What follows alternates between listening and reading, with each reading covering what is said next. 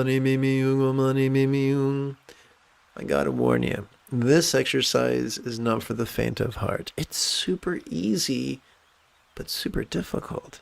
How is it difficult? Because by using the vagary of this, we are opening wide the flood doors and allowing to whatever come up to come up.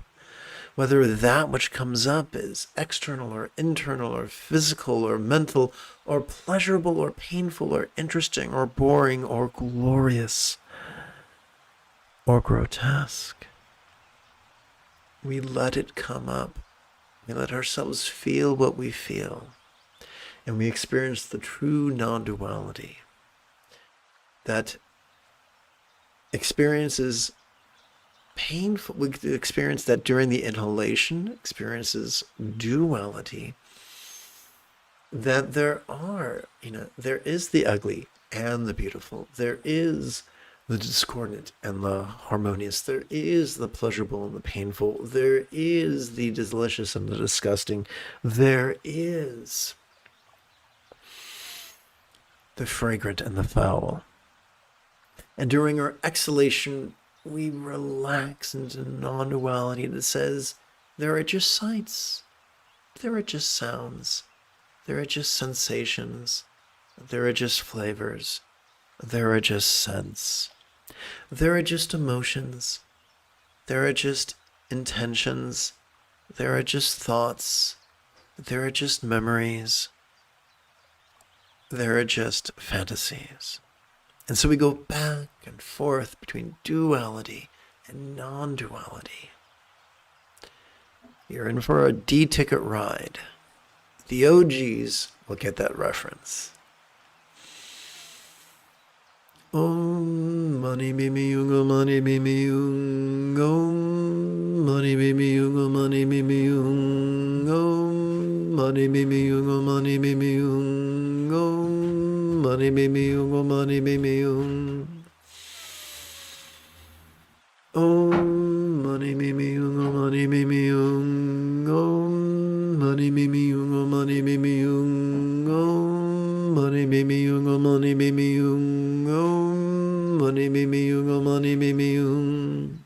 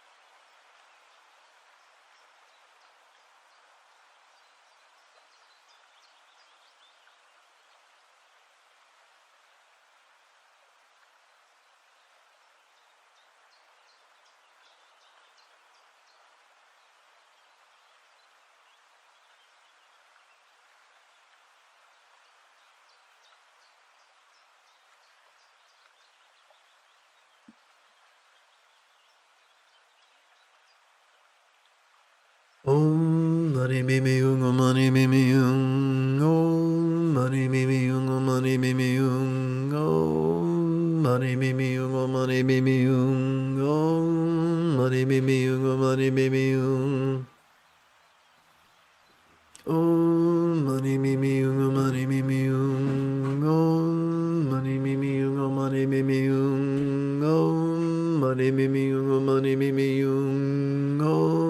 mani mimi yung, mani mimi yung, om mani mimi yung, mani mimi yung, om mani mimi yung, mani mimi yung, om mani mimi yung, mani mimi yung, om mani mimi yung, mani mimi yung, om mani mimi yung, mani mimi yung, om mani mimi yung, mani mimi yung, om mani mimi yung, mani mimi yung, om mani mimi yung, mani mimi yung, om mani mimi yung, mani mimi yung, om mani mimi yung, mani mimi yung, om mani mimi yung, mani mimi yung, om mani mimi yung, mani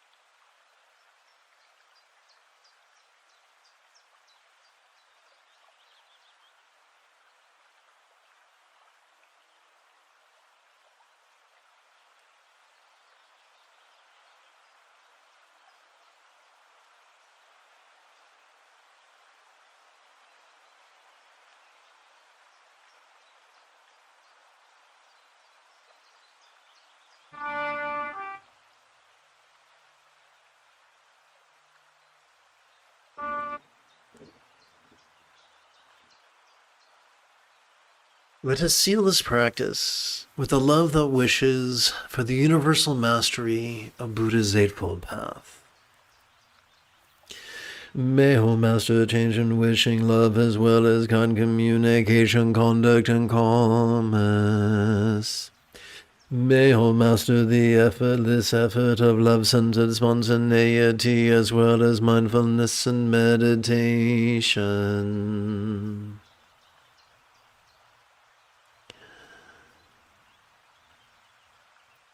If you feel that I have earned it, you could give this live stream a thumbs up. You could share it. Oopsie. You could even help support